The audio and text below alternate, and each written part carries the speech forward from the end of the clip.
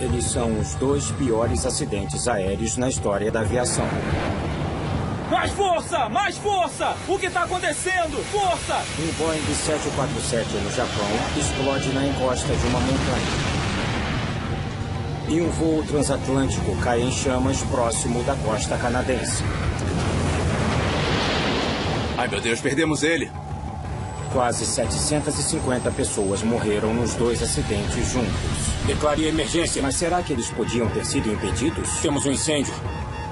A resposta pode ser encontrada nos detalhes. Desastres não acontecem por acaso, mas sim por uma cadeia de eventos críticos. Desvende as pistas e saiba tudo a segundos do desastre. O melhor de segundos fatais. Detalhes mortais. Japão. Aeroporto de Haneda, em Tóquio. 12 de agosto de 1985. 18 horas. O voo 123 da Japan Airlines se prepara para decolagem. Destino: a cidade de Osaka, a 400 quilômetros. No controle está o primeiro oficial, Yutaka Sasaki. Atento a ele está Masami Takahama, um dos capitães de treino mais experientes da empresa. Realmente. O americano Ward Wallach, de 26 anos, é um dos poucos passageiros a bordo. O meu irmão Ward ficou obcecado com o Japão quando ainda era um simples universitário. Estudante de pós-graduação em Tóquio, Ward abraçou a vida no Japão, mesmo chamando a atenção. Também a bordo está o ator e cantor japonês Kyu Sakamoto. Claro. Ele amava a família. Ele era bom e sempre pensava na família. Ele era um homem bom. Japan Airlines. 6:12 da tarde. A torre do aeroporto de Haneda libera o JAL-123 para decolagem. As condições do tempo são boas. A tripulação espera um voo curto de rotina.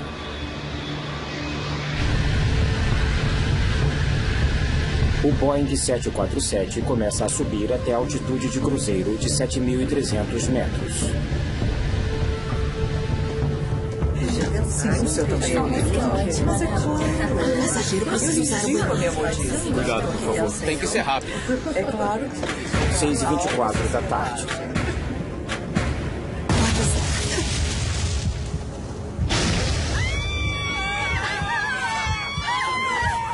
Duas explosões sacodem o avião. Alguma coisa explodiu. Sinal. Cheque os mecanismos. Os controles de voo da aeronave não respondem. Tenta usar os flaps de novo. A tripulação tenta desesperadamente descobrir o que houve.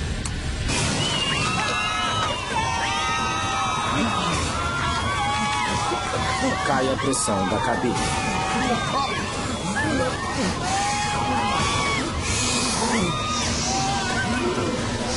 O capitão Takahama declara emergência. Tóquio, Japão 123. Solicito retorno a Haneda.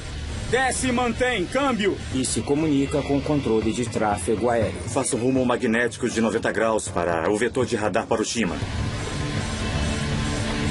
A tripulação tenta obrigar o 747 a fazer uma curva à direita para conseguir voltar ao aeroporto de Haneda. Vai pra direita. Vira a nave. Mas a aeronave não obedece. Sim, senhor. Eu disse pra não inclinar tanto. Sim, senhor. O que tá acontecendo agora?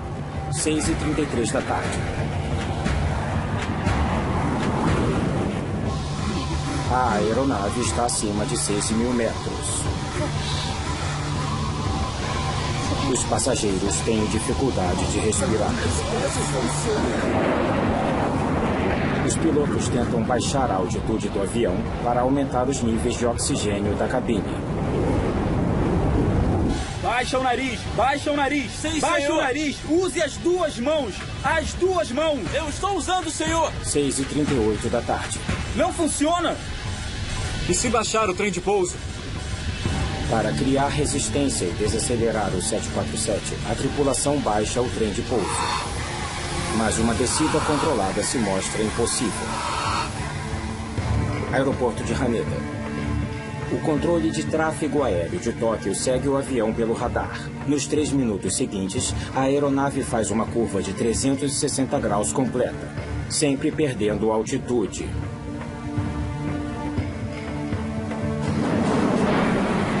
O JR-123 está completamente fora da rota, na região de montanhas a noroeste de Tóquio.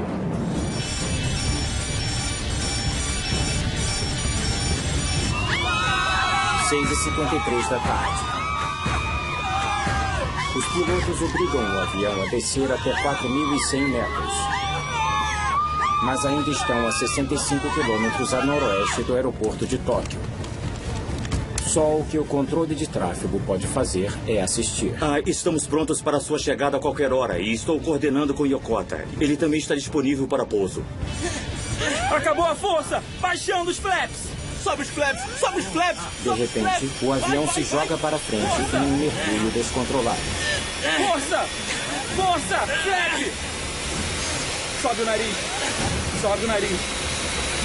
Acabou. Sobe o nariz. Sobe o nariz.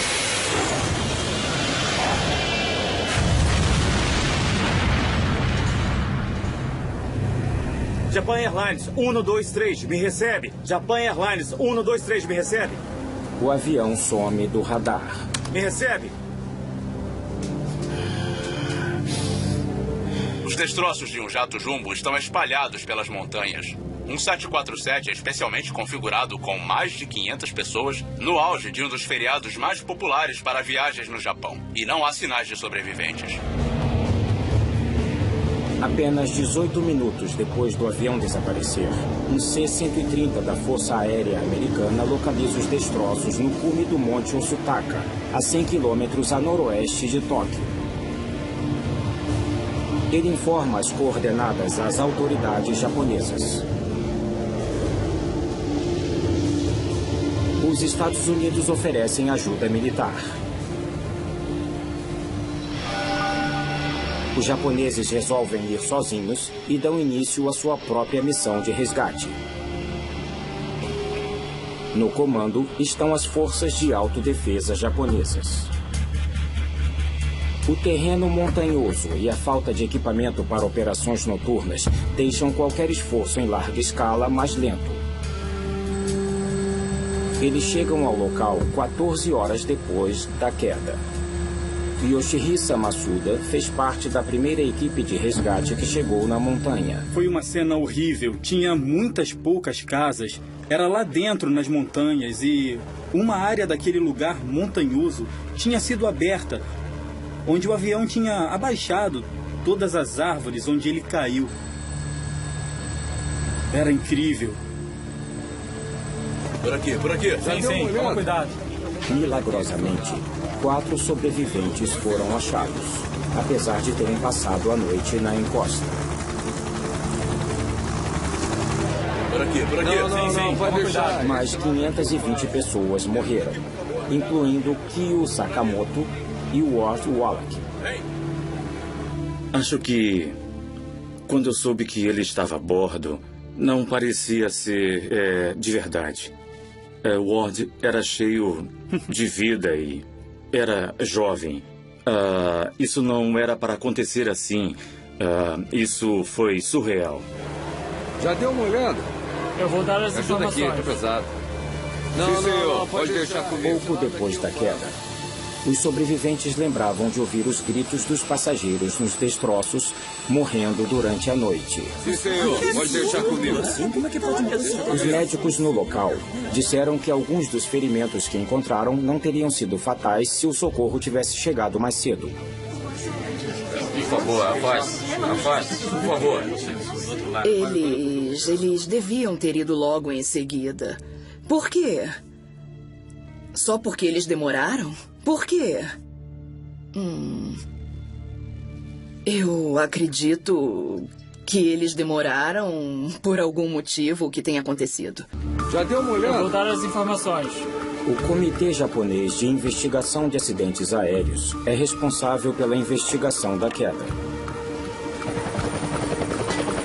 Como manda a lei japonesa, a polícia também faz uma investigação criminal. United. Nos Estados Unidos, a fabricante do 747, a Boeing, é avisada do desastre no Japão. John Purvis foi membro da equipe de investigação de segurança aérea da Boeing em 1985.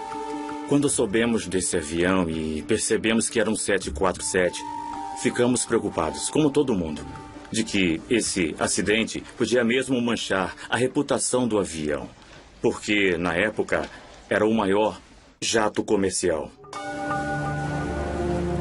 Com a vida de 7 milhões de passageiros do 747 em risco, o Comitê de Segurança no Transporte Nacional dos Estados Unidos, o NTBS, quer saber por que esse avião construído na América caiu.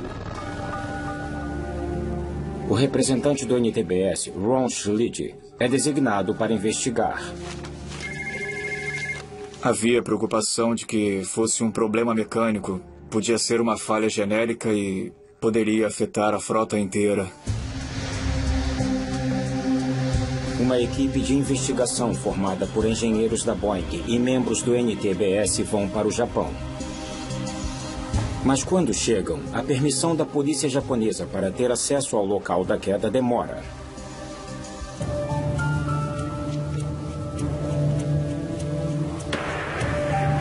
Enquanto esperavam, os investigadores japoneses de acidentes aéreos mostraram as gravações da cabine do piloto do voo da JAL-123. Alguma coisa explodiu.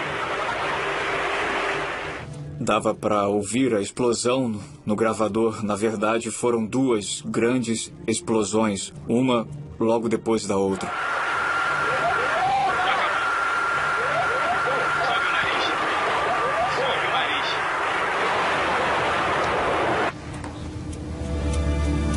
No mundo todo, nos anos 80, houve vários atos terroristas, sequestros e bombas em aeronaves. Então isso, quando aconteceu, nós ficamos bem desconfiados de que era um ato de terrorismo. Bomba? Uma foto tirada durante os últimos minutos do voo 123 da JAL aumenta mais as suspeitas. Ela mostra claramente que o estabilizador sumiu. Ficou muito claro que alguma coisa estranha aconteceu. E isso aumentou a nossa suspeita de que isso tenha sido uma bomba. 5 dias depois de chegarem, a equipe americana de investigação recebe permissão da polícia japonesa para ir até o local do acidente.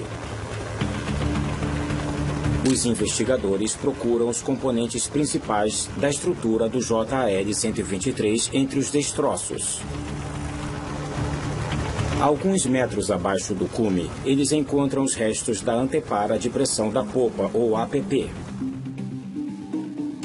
Localizada entre a cabine e a cauda, essa estrutura é projetada para evitar que o ar pressurizado da cabine escape pelos fundos da aeronave.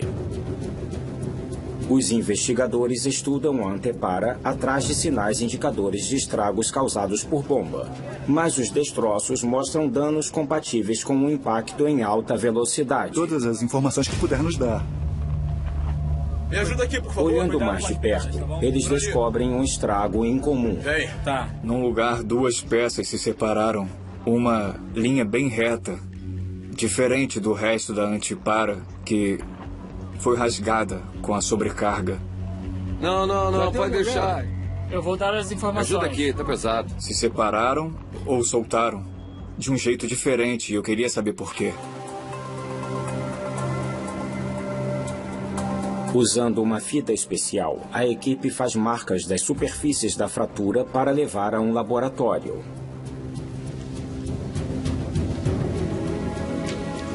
Lá, eles vão estudar as fraturas e analisar o histórico do avião. Nele, eles descobrem que o avião já esteve envolvido em um acidente incomum. Em 1978, no aeroporto de Osaka, o piloto da aeronave pousou com o nariz muito alto. A cauda atingiu o chão, se arrastou pela pista, danificando a antepara de pressão da popa.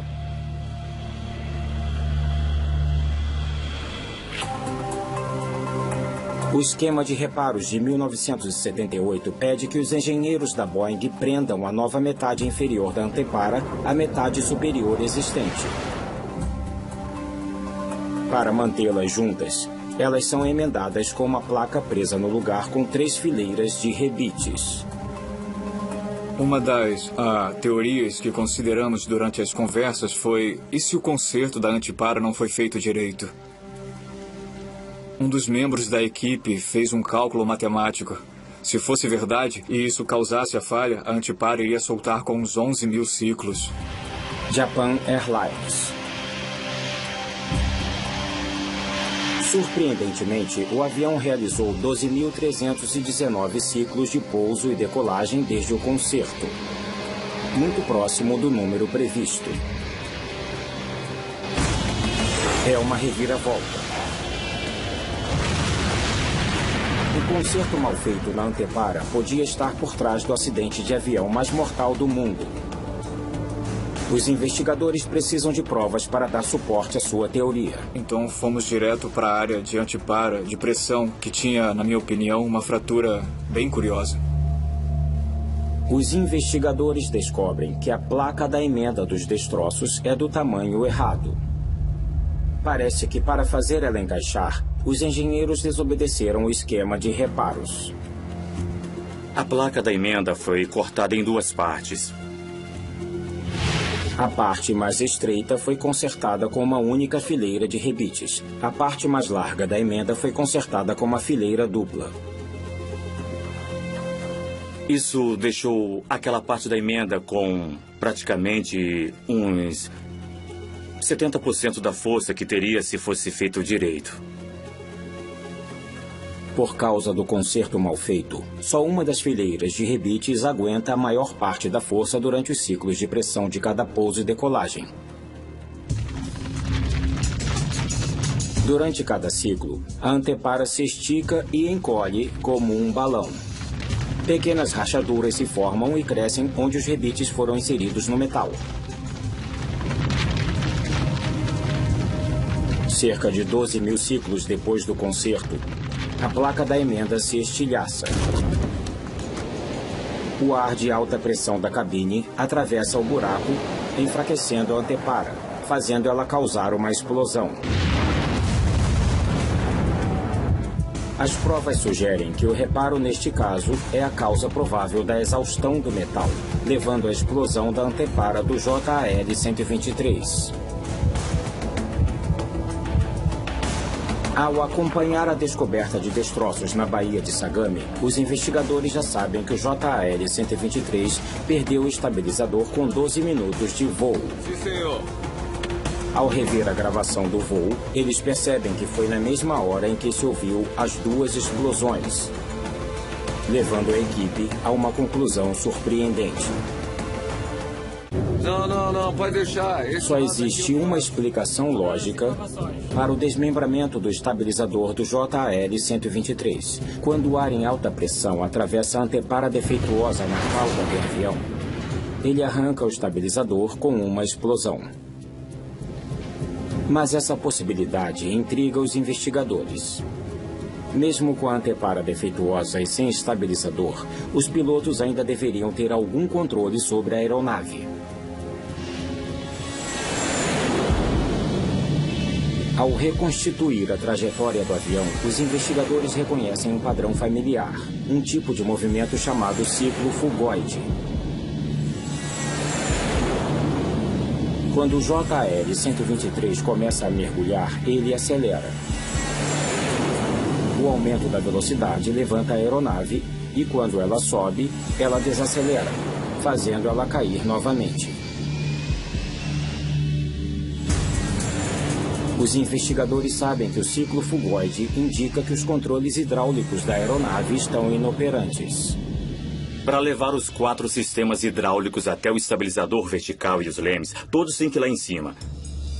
O que significa que eles têm que passar pela antepara e, para início de conversa, ele tem que alcançar o estabilizador vertical. Quando o estabilizador se parte, a explosão rompe linhas hidráulicas cruciais. A aeronave está paralisada. Isso explica por que o avião voa em ciclos fugoides. Por que a tripulação não consegue controlar a descida da aeronave? Levanta eles agora!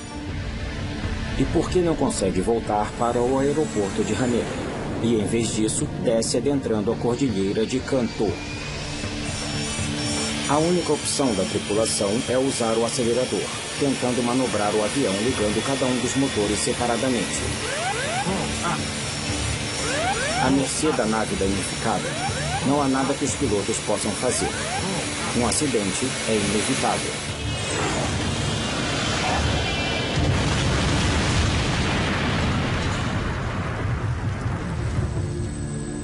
O número de passageiros que podiam ter sobrevivido se os americanos tivessem tido permissão de oferecer ajuda se torna o foco dos familiares. Até hoje, não se sabe bem ao certo quem recusou o auxílio dos Estados Unidos.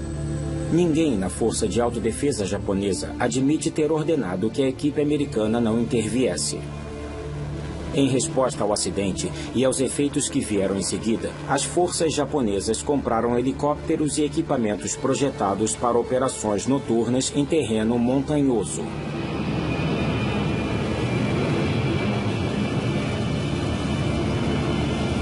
O desastre teve ramificações profundas na história aérea do Japão.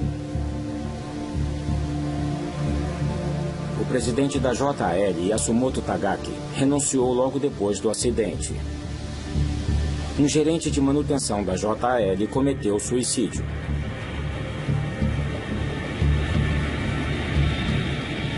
O Boeing resolveu a vulnerabilidade do sistema hidráulico acrescentando uma válvula à linha que controla os elevadores e o leme inferior do avião.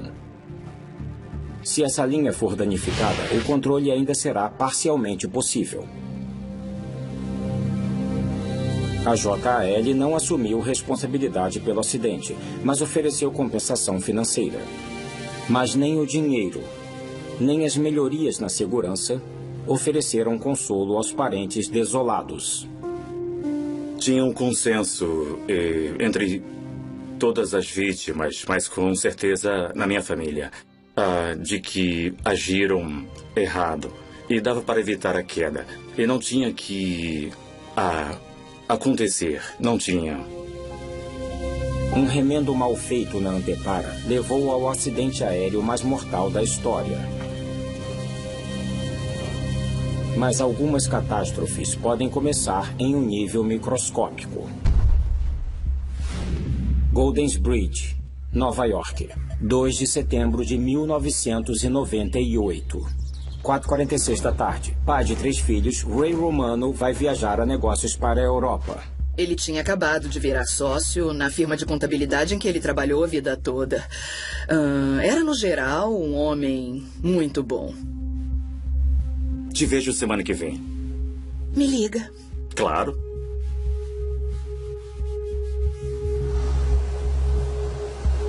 Aeroporto JFK de Nova York. 215 passageiros entram no voo da Swissair 111, que vai para Genebra, na Suíça. Tchau. Ray Romano está na 9ª fileira, perto da frente do avião. 8h18 da noite.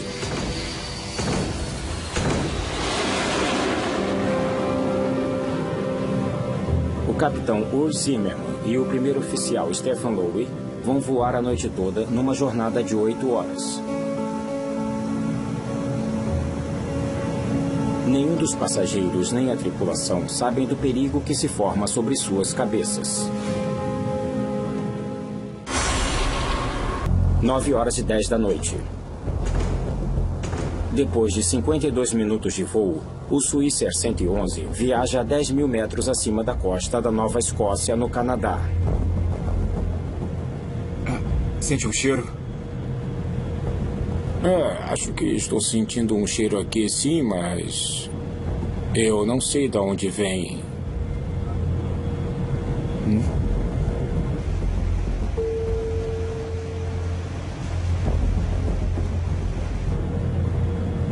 Senhor, está tudo bem? Por acaso você está sentindo um cheiro estranho na cabine? É que acho que tem um cheiro esquisito no avião, então entendeu? Você acha também, mas não aqui na cabine. Não é na cabine? Acha que não é? Nem pouco. É o ar-condicionado, né? É.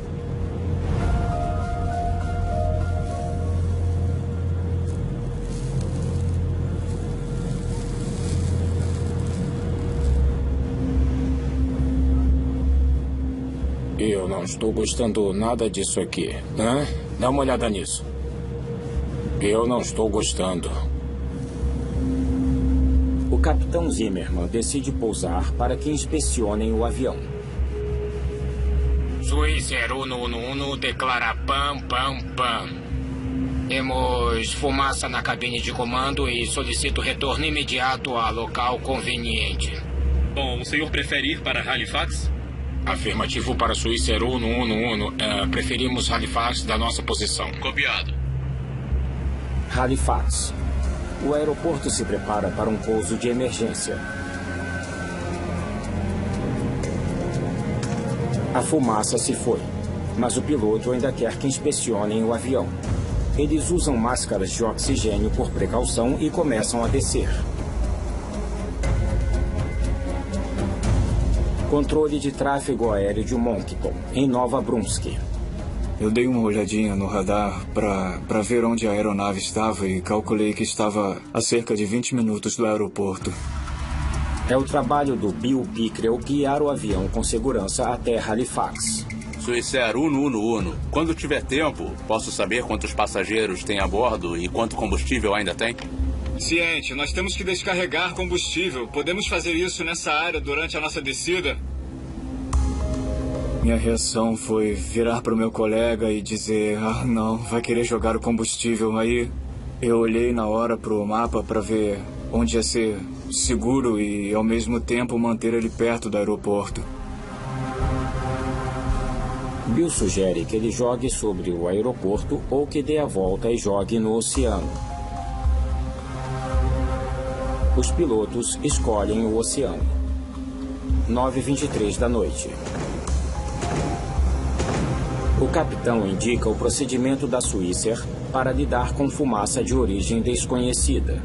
Interruptor da cabine selecionado. Confirme. Ele desliga a energia desnecessária para a cabine. Pouco depois disso, o piloto automático para de funcionar sem motivo. Agora perdemos o piloto automático. O piloto automático já era. E de repente, a fumaça vira chamas. Meu Deus, Stefan, nós temos um incêndio. Declare emergência.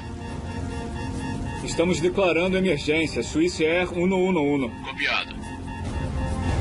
Ai, meu Deus. A aeronave está a pelo menos 6 minutos do aeroporto.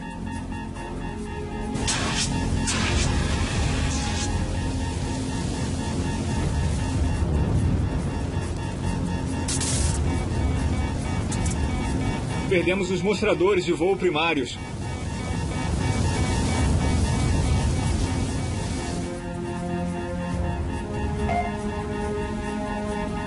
Perdemos o transponder. O transponder sumiu. Responda, Swissair 111. A comunicação com o avião foi totalmente perdida. Swissair 111, responda. Os controladores agora só podem seguir o caminho deles pelo radar. Swissair 111, responda. Por 6 minutos, Bill Pickrell observa o caminho aleatório do avião. É uma sensação muito, muito grande de impotência ficar sentado e não poder fazer nada.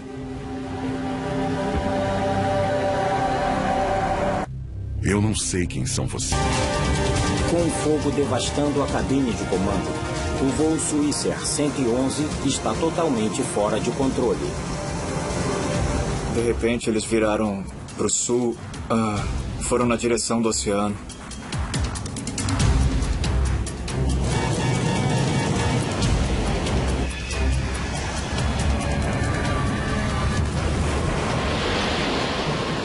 E a aeronave sumiu. Ai, meu Deus, perdemos ele. Acho que o perdemos. Swissair 111, responda. Swissair 111. Ai, meu Deus.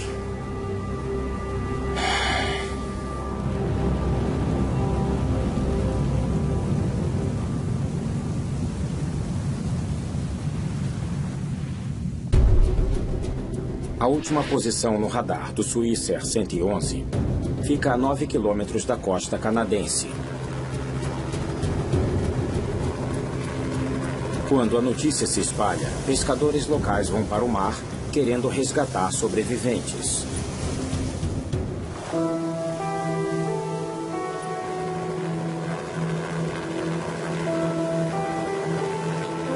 Mas a verdade devastadora fica clara ao raiar do dia. Todas as 229 pessoas a bordo do voo Swissair 111 morreram. Basicamente, me disseram que não tinha sobreviventes e eu não lembro de muita coisa depois disso. Só parecia que minha alma estava sendo arrancada do meu corpo.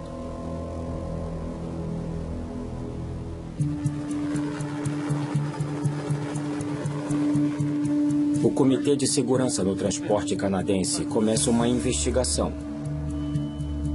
O vice-chefe é Larry Vance.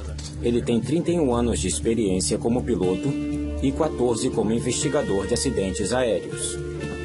Seu ponto de partida é a gravação do controle de tráfego aéreo. Eu entendo.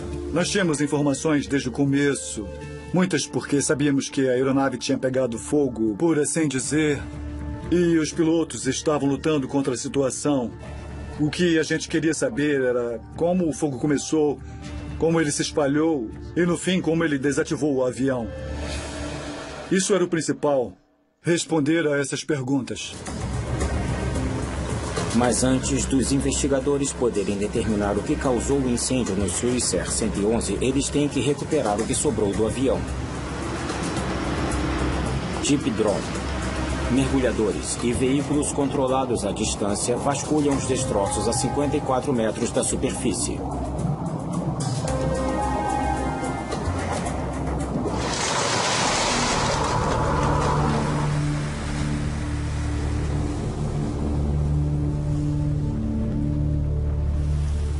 Leva meses para recuperar os destroços e bens pessoais. Parentes são convidados a vir e recuperar os bens dos seus entes queridos. O massacre foi horrível. É que tinham malas que pareciam que foram rasgadas por um monstro. E mesmo assim, tinha certas coisas que estavam em perfeito estado que eles, pegaram na água. Grade número 12. Assentos. No fim, 98% do avião foi recuperado. Mas em mais de 2 milhões de peças. O investigador técnico sênior do Comitê de Segurança no Transporte é Don Enns. Ele lidera o grupo de incêndio da investigação.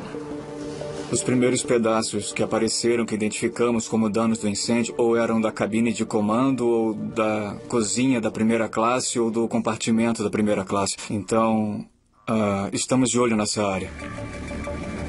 A equipe decide que a melhor maneira de entender o que aconteceu é reconstruir a frente do avião. Como um quebra-cabeças de 5.000 peças, os destroços são meticulosamente presos a um gabarito em tamanho real. À medida que ia juntando mais peças, a imagem ia ficando mais clara. A reconstrução mostra que o fogo estava localizado não na cozinha, mas fora da vista, acima dela. no espaço do sótão, que percorre todo o comprimento do avião.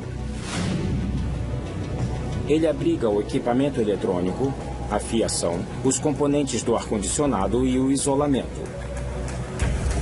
Não havia detectores de fumaça no sótão, nem regulamento que os exigisse.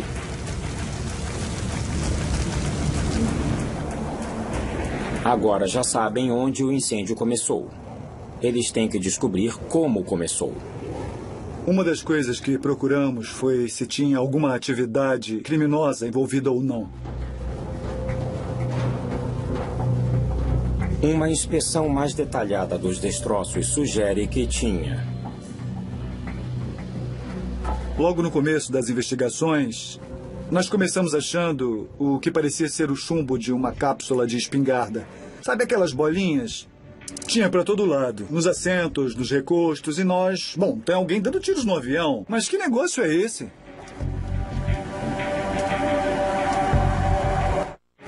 Estragos na cabine do Swissair 111 levam os investigadores a se perguntarem se o incêndio foi parte de um plano terrorista onde alguém entrou no avião com uma espingarda, Swiss Cargo, até saberem o que estava no compartimento de carga.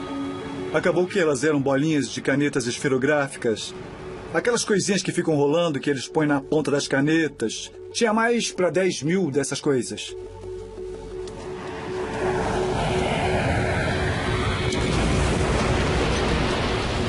O avião atingiu o mar com tanta força que jogou as bolinhas pelo compartimento de carga até os passageiros e a cabine de comando.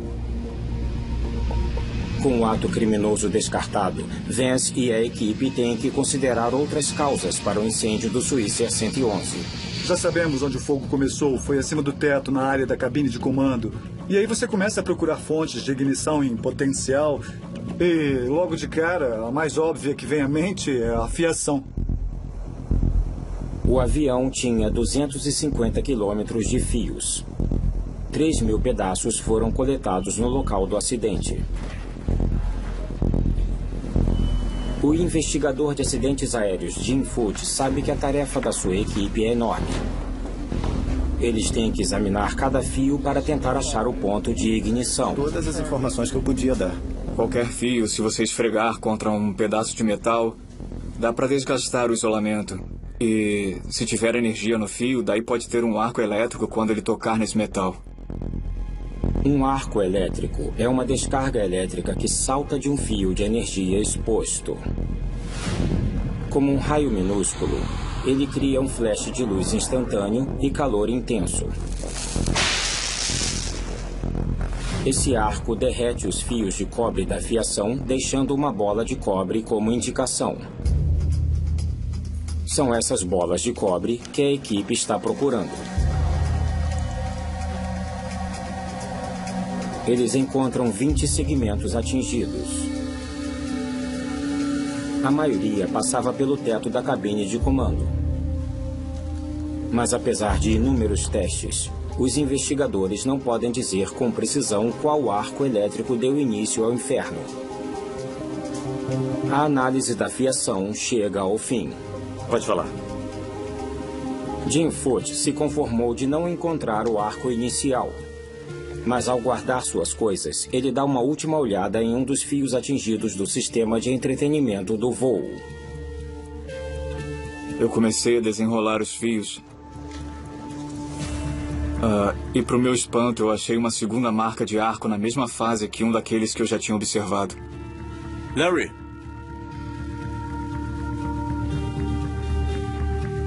Olha só. Eu e o Jim conhecemos esses fios tão bem que, quando olhei no microscópio e vi aquela bolinha minúscula, eu pensei, nossa, é isso. Nós achamos. O Jim achou. Os aviões estão sujeitos a vibrações constantes enquanto viajam a mais de 900 km por hora. Obrigado. Foi essa que a gente viu. Os investigadores acreditam que essa vibração fez o fio desencapar e criar um arco com um suporte de metal. Nós finalmente chegamos à conclusão, quase na mesma hora, de que tinha que ser isso, porque nós sabíamos, pela posição desses fios, que onde o Jim encontrou a bolinha foi exatamente onde o fogo começou. Os investigadores encontraram a origem do fogo no Swisher 111, mas tinha mais perguntas que eles queriam responder. Sabiam que só uma faísca não iria derrubar o avião. Para evitar futuros incêndios, a equipe tinha que descobrir o que estava queimando. Nós recuperamos um pouco do material daquela cobertura de isolamento. Aquele mylar metalizado boiando no oceano. Tinha pedacinhos dele, como era de se esperar, mas com marcas de queimado. Dava para ver que pegou fogo. O mylar metalizado foi instalado em 699 aviões americanos registrados. Se ele serviu de combustível para o fogo, todos eles também corriam risco. Foi essa que a gente viu. Nós tínhamos um monte que nós recuperamos que não estava queimado e nós tiramos um pedacinho e pusemos no chão do hangar e usamos um fósforo. Cuidado, hein? Ai, caramba. Olha só, isso é incrível. E quem diria, queimou rapidinho. Pegou fogo fácil. E nós pensamos, gente, o avião estava cheio disso. Larry está convencido de que o mylar metalizado alimentou o fogo no Swisher 111. Acho que descobrimos qual foi a questão. Ele imediatamente informa a Autoridade de Aviação Federal dos Estados Unidos. Ele pegou fogo. Eles fizeram testes em mylar metalizado com fogo há mais de 10 anos e ele foi aprovado. É por isso que eu sugiro que... Uma pesquisa descobriu vários casos onde o mylar metalizado pegou fogo em aviões, mas sem casos fatais. Como resultado dos incêndios anteriores, o fabricante do avião, McDonnell Douglas, sugeriu que o mylar metalizado fosse tirado de todas as aeronaves. 4 anos antes do acidente da Swisher, a Autoridade de Aviação Americana testou o mylar metalizado novamente e descobriu que pegava fogo. Mas ele não foi banido. O fato é que nenhum dos casos causou a perda de uma vida. Se um desses acidentes tivesse resultado em uma quantidade de mortes, se tivesse muitos corpos, aí eles podiam ter reagido diferente. A aviação federal americana tem uma contagem de 229 corpos.